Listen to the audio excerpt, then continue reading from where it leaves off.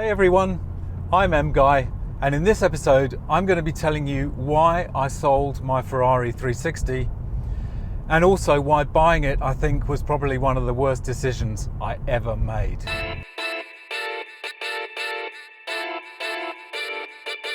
So if you're new to the channel, thanks for stopping by. I really hope you enjoy it, and if you like this kind of content with my own cars, this beautiful Mercedes C63 AMG and a cute little MG midget from 1971, it'd be great to have you as a subscriber. So in this episode we're going to be talking about the fact that I've recently sold the Ferrari 360 that I've had for just under 2 years. So I bought this car back in December 2019, and in fact most of my ownership of this car was during lockdown, which is kind of bizarre, but the majority of 2020 and quite a chunk of 2021 has been in lockdown. But I thought in this episode we'd just talk a little bit about my history with the Ferrari 360, why I decided I wanted to buy it in the first place, some of the issues and dramas and high points and low points that I've had in my nearly 2 years of ownership, and also why I think it probably wasn't the best decision I've ever made. So back in November of 2019, I saw this Ferrari 360 advertised. It was probably the cheapest in Australia at the time. It was a UK import. It had done about just under 50,000 kilometers. It was an F1 transmission, which is the manual paddle shift, like the automated manual paddle shift gearbox. Beautiful color combination, Rosso Corsa, which is the Ferrari traditional red, with a black interior with some nice like burgundy stitching, burgundy carpets, a nice interior, nice paintwork. I got to the position where I just wanted to scratch the Ferrari itch. And I have to say, on reflection, it probably was overall a rather disappointing experience for a number of reasons, which I'll go into. So I guess the first major issue that I had was, after I'd had the car for a month or so, there were some strange noises from the gearbox, there were some strange noises from the transmission. It was not driving properly, there was a juddering. I took this to the Ferrari North Shore, who basically said that the synchros in the gearbox needed to be replaced, and the differential had basically failed and also needed to be replaced.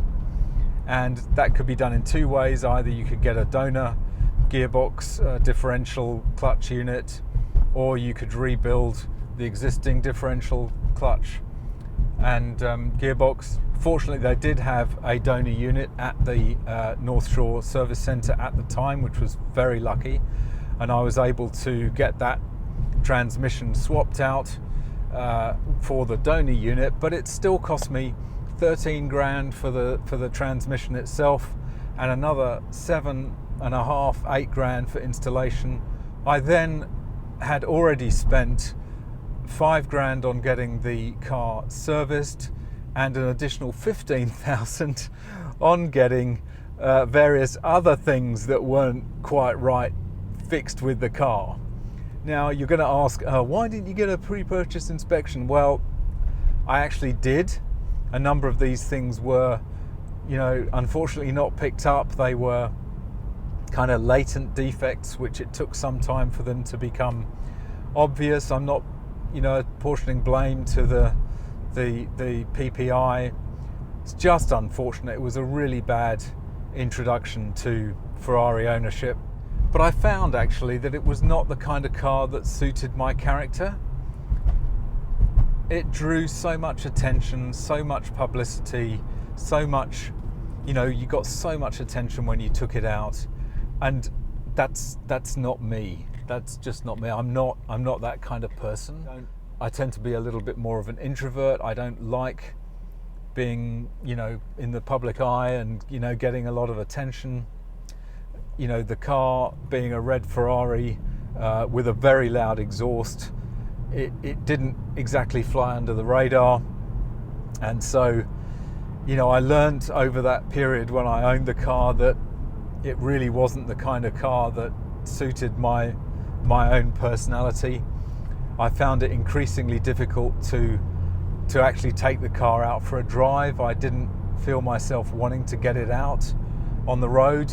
I was nervous about driving it. I was always nervous that something was going to break and it was going to cost me a lot of money. And so it got to the point where I was really not enjoying the car at all. It was became a bit of a burden, to be fair. A few months ago, I had some family issues with an elderly relative, which meant that, you know, freeing up some cash would be a good idea. And at that point, you know, I really had no doubt that I was going to sell the car. I think I've learned a lot of lessons from owning that car. I've definitely scratched that itch. I'm not ever going to probably buy a Ferrari again. The only way that I would buy a Ferrari again is if I won the lottery. If I won the lottery, maybe I would buy a modern Ferrari. But one of the most important lessons you learn owning a Ferrari of any sort is that they are incredibly fickle and temperamental and not easy cars to live with. And I think if you can afford to buy a Ferrari, you need to basically double that amount of money if you want to live with it comfortably. So, you know, I was struggling to purchase this car back in 2019, and really I couldn't afford it. I couldn't afford to run it, and it became a burden and a money pit. And yeah, first lesson, you know, if you can't afford the maintenance, don't buy the car. It's, you know, there's no such thing as a cheap Ferrari, as an old saying, and that's absolutely right. The other thing that really upsets me now when I think back to that time is that I traded two absolutely gorgeous cars at ridiculous prices to get into this car. At that stage I had an Audi R8 and a Mercedes CL65 with a V12 engine.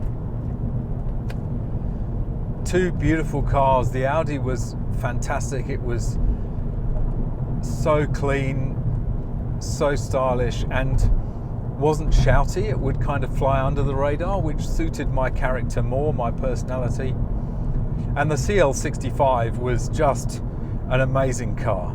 You know, I do this YouTube channel, and I'd kind of thought that maybe buying a Ferrari and having that kind of car on the channel was going to be the tipping point at which, you know, I might get a bit of traction and, you know, the channel might start to build a bit.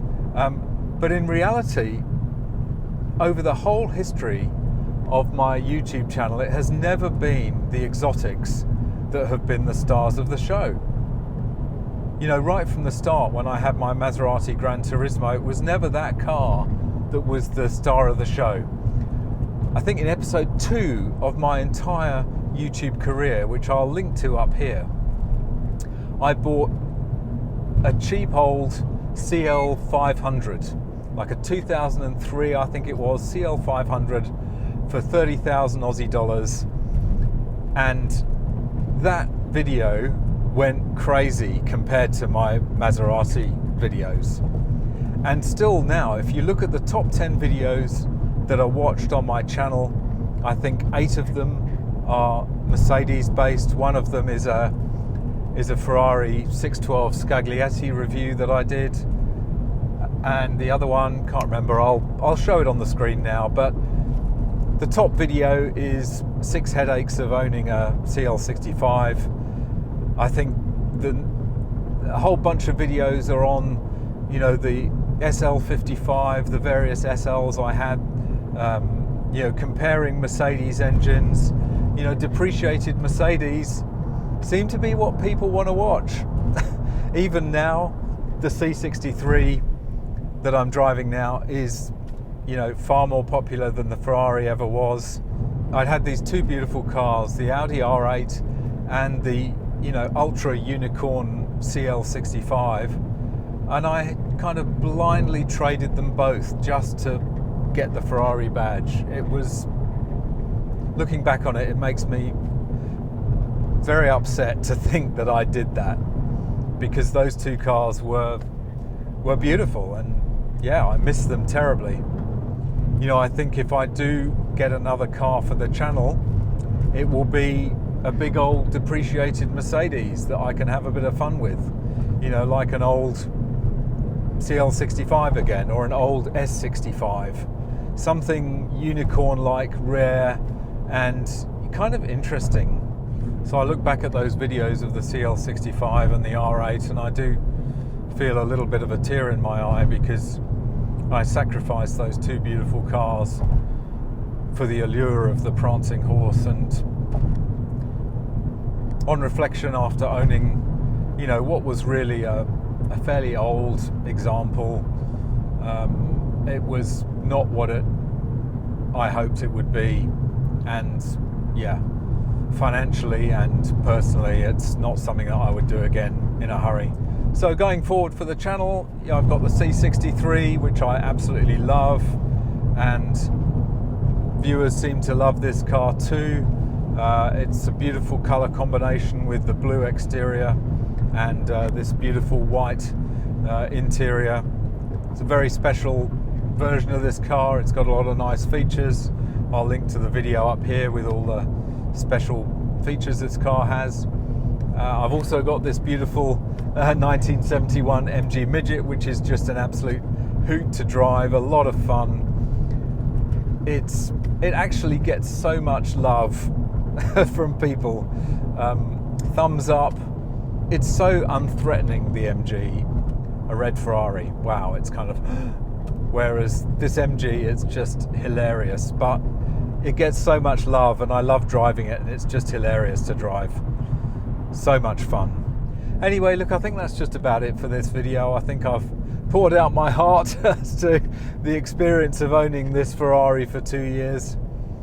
As I say, it's been interesting, but it's been, you know, on balance, a little bit of a disappointing experience. Not going to be doing it again in a hurry. I feel it was probably a bad decision to sell those two cars to get into a Ferrari, but what's done is done. So anyway, look, I'd be interested to hear your comments down below. Try and read them all. Let me know what you think. Would you have bought the Ferrari if you've been in my position? I don't know. It's maybe one of those itches you just have to scratch. And so I've scratched it now, and we can get on with life. So there we are. Anyway, thanks very much for watching. I really hope you've enjoyed this video. If you did enjoy it, don't forget to smash that like. It'd be great to have you as a subscriber, and hit that notification bell. You can follow me on Instagram down here, and I look forward to seeing you in the next video.